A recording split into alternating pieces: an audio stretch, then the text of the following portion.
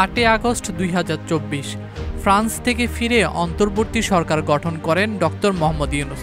মধুচন্দ্রিমা শেষ করে যখন 1 বছর পূরণ হচ্ছে এই সরকারের, নির্বাচনের পাশাপাশি আলোচনায় এক্সিটও। যারা একথা বলেছেন তাদের যুক্তি, অন্তর্বর্তী সরকার দীর্ঘ সময় ক্ষমতায় থাকায় অর্থনীতি, আইনশৃঙ্খলা ও সামগ্রিক পরিস্থিতি ভঙ্গুর হয়ে পড়েছে। সিপিডির সম্মানীয় ফেলো ডক্টর দেবপ্রিয় ভট্টাচার্য বলেন, অন্তর্বর্তী সরকারের বিদায়ের সময় এসেছে। তাদের এক্সিট পলিসি কী হবে তা নিয়ে চিন্তা করার সময় এসে গেছে। অন্তর্বর্তী সরকার যতদিন ক্ষমতায় থাকবেন, সংকট ততই গভীর হবে।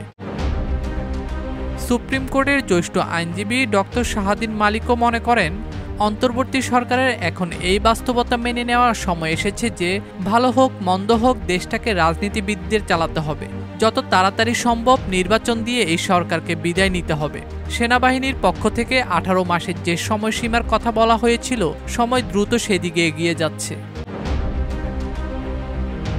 সেনাপ্রধান জেনারেল ওয়াকারুজ্জামান বলেছিলেন, রাজনৈতিক সরকারের কাছে দ্রুত ক্ষমতা হস্তান্তরের প্রয়োজন। গণতান্ত্রিক অধিকার কমিটির সদস্য অধ্যাপক আনু মোহাম্মদের মতে, সরকারের ঘনিষ্ঠ লোকজন যাদের একমাত্র আগ্রহ সংবিধানের মধ্যে এমন পরিবর্তন যাতে তাদের রাজনৈতিক কর্তৃত্ব প্রতিষ্ঠিত হয়, এছাড়া অন্য কোনো দিকে অগ্রগতি নেই। ডেমোক্রেসি ডায়াস বাংলাদেশের এক গবেষণায় দেখা যায়, অন্তর্বর্তী সরকারের দায়িত্ব নেওয়ার পর 26টি দেশের মধ্যে 16টি দেশেই খুব স্বল্প সময়ের মধ্যে নির্বাচন আয়োজন করা হয়েছে। এতে রাজনৈতিক স্থিতিশীলতা ফিরে আনা এবং দ্রুত সংস্কার কার্যক্রম করা সম্ভব হয়েছে।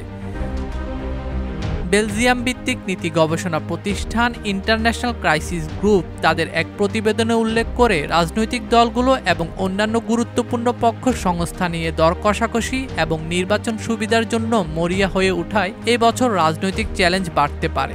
স্থানীয় বিশেষজ্ঞরা কেবল রাজনৈতিক চ্যালেঞ্জ দেখছেন না, অর্থনৈতিক আইনশৃঙ্খলা পরিস্থিতিও এই সরকারের জন্য বড় চ্যালেঞ্জ মনে করছেন তারা। ডেস্ক রিপোর্ট, দৈনিক দেশকাল।